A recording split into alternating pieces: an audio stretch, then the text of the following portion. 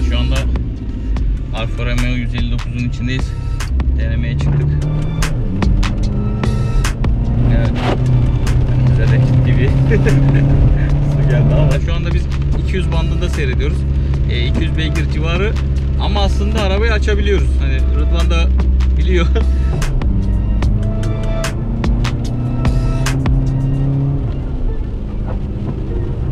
Ama kendisi dedi ki bu kadar şeytana uymaya gerek yok. Evet.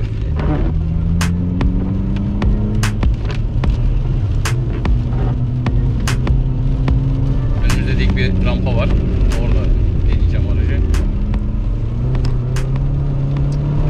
Abi sarmaktan çıkamıyor ki. Rampaya da sarmazsın be.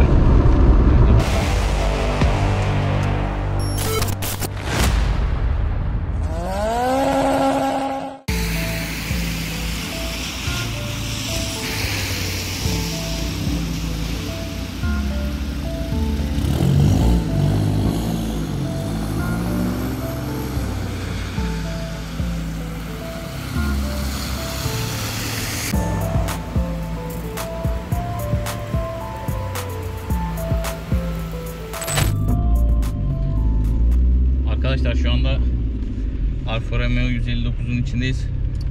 Rıdvan kardeşimle arabanın son rütuşlarını yaptık. Denemeye çıktık. Nasıl? 2 gün kullandın? Abi çok iyi. Egzoz zaten süper ses veriyor. Arabanın performansı da bayağı artmış vaziyette. Öncekine nazaran. Öncekine nazaran önceden Kaan'a biniyormuşuz.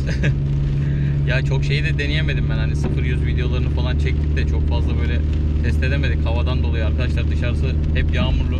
Hep bir sıkıntı var. O yüzden bunları maalesef yayınlayamadık. Çekebildiğimiz kadarını çekmeye çalışıyoruz.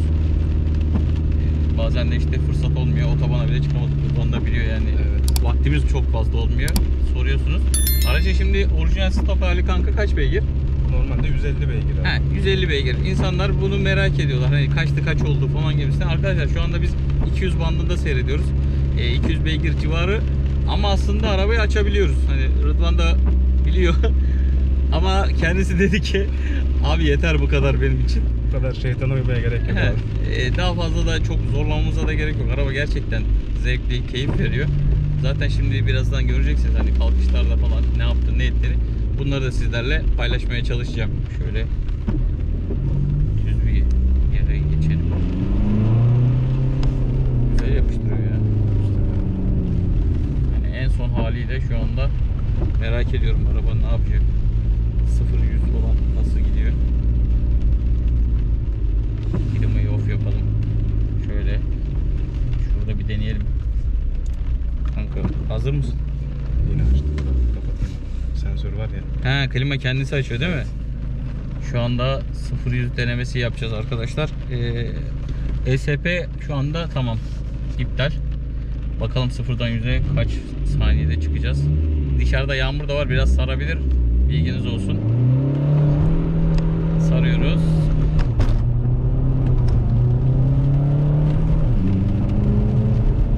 Evet. Önümüze de ciddi bir su geldi ama yüzü gördük. Sen tabi bu kadar basmıyorsun. Ya abi. He? Yani o kadar usta bir şoför olmadığım için basmam. Yok abi estağfurullah.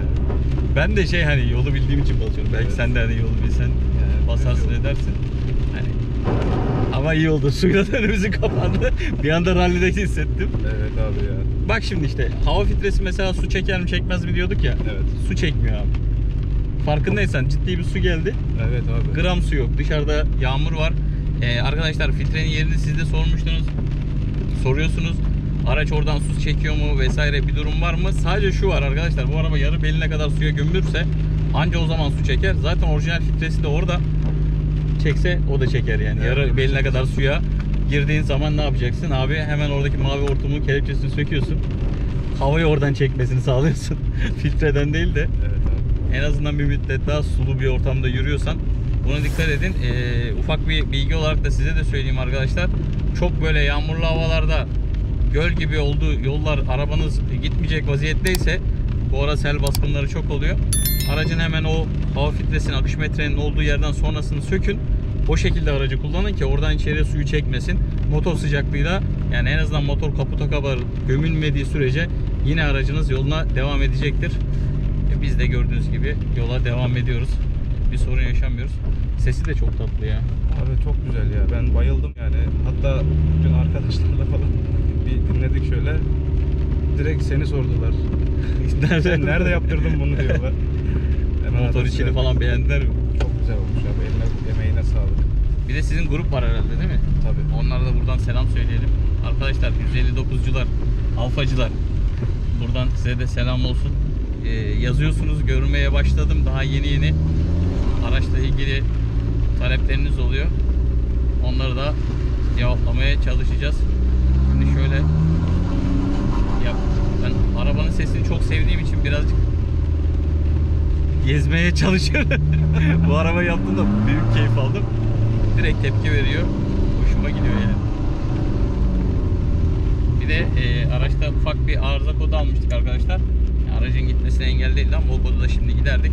Bakalım tekrar verecek mi? Hem de onu da test ediyoruz yolda. Filmimizi tekrar aktif edebiliriz. Şöyle cama doğru biraz buhar yaptık. Şimdi mesela önümüzde dik bir rampa var. Orada deneyeceğim aracı. Rampadaki performansı nedir ne değildir görelim. Size de bunu anlatmaya çalışıyorum. Abi sarmaktan çıkamıyor ki. Rampayı da sarmazsın be. Rampa yukarı sürekli. Şunu biraz kısacağım. Şöyle çok ses yaptı.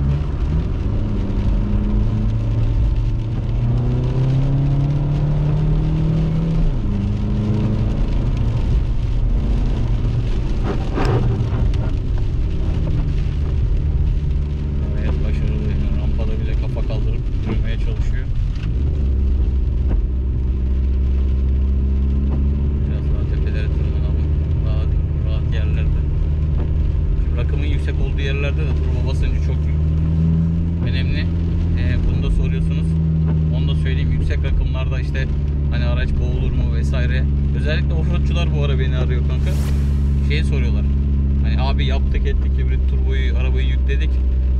Yüksek dağda mağda gezerken biz işte basıncı yüksek olduğu için Evet. araba geri tepecek mi, sıkıntı olur mu, bir şey olur mu diye soruyorlar. Özellikle o Trabzon'un falan tepelerde, Rize'de falan dolaşanlar. Arkadaşlar yani hibrit turbo yaparsanız daha fazla performanslı halde aracı kullanabilirsiniz. Tabii ki biz yani yazılımını da ona göre güncelliyoruz. Aracı nasıl kullanmak istiyorsanız yazılım o şekilde yapılıyor. Rıdvan'a da işte dediğim gibi hani aracını biz şu anda gerçekten çok aşırı yüklenmedik. Normal setup'ta hibrit turbo ve intercooler ondan sonra egzozla beraber bir yazılım yükledik.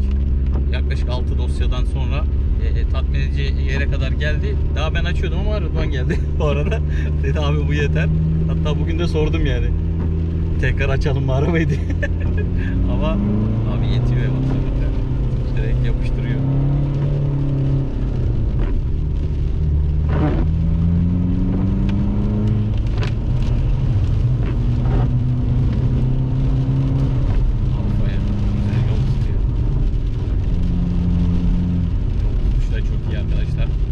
Bu arada 159'da denemiş oluyoruz. Gidiş performansı hem de yağmurlu havada bile nasıl yol tutuyor bunu gördük. Bence yoldu. Şuradan bizim orman yolunda şuradan gidelim.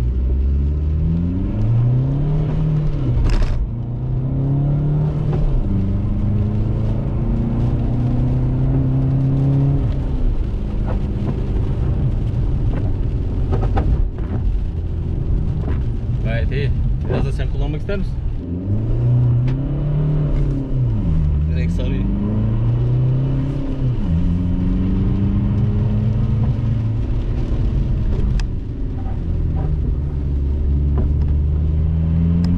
Mesela şunu da söyleyeyim.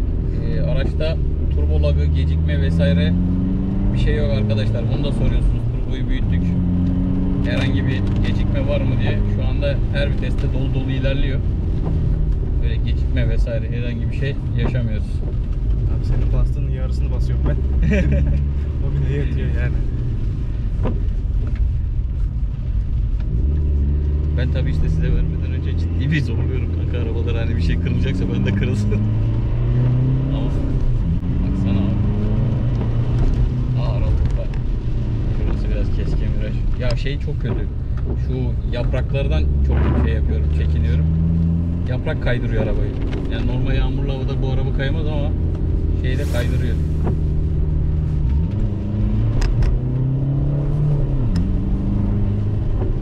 Bana en çok şeyi soruyorlar abi. Yani bu arabaları niye denemiyorsun? Herkes abi 0 100 100 200 testi istiyor, bilmem ne istiyor. Ben bunları işte niye çekemediğimi anlatmaya çalışıyorum. Zannediyorlar ki hani biz bilerek çekmiyoruz falan. Yaza doğru yaza. Yok işte müsaitlik yok yani. Nerede basalım 0 100 100 200? Ya şu havada bile yapmak aslında sıkıntılı yani ama yine de imkan oldukça çekmeye çalışıyor Gürkan abi. Bir de şey değil, herkes de mesela şey de olmuyor kanka. Yani mesela sen geliyorsun, beraber seninle dolaşabileceğimiz bir vakit varsa yapıyoruz ama bazı adamın da işi var. Arabayı hemen alayım abi, çekeyim, gazlayayım gideyim ben falan diyor. Bir de bak abi şu olay çok hoşuma gitti. Araba rolantide sıfır ses.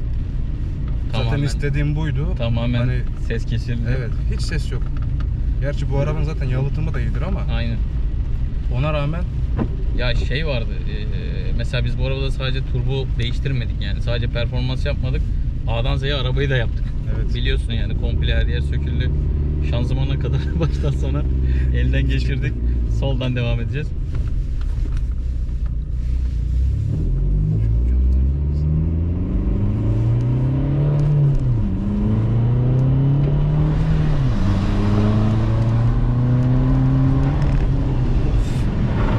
İyi gidiyor ya. Ya işte önemli olan bu. Yani bazı arkadaşlar söylüyor hibrit turbo yaptırdık abi ama araba alt devirde çok öldü diyorlar. Yani yürümedi diyorlar. Mesela sen şu anda bastığın gibi direkt tepkimi alabiliyorsun. Abi anında hiç zerre saniye aksettirmiyor yani. Aa bak bastım gidiyor şimdi. Gaza hiç basmıyorum şu an. Neredeyse.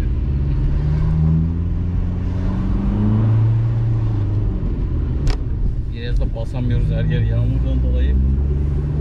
Şu vites attığında böyle bir kafa atıyor ya. Evet. O çok hoşuma gidiyor benim de yani. 2'den 3'e falan çekiyorum. Basınç dolu dolu böyle bir anda böyle araba atlamak istiyor. Ama önüm müsaitse tabii iyi oluyor. Yoksa fren atıyorsun oradan.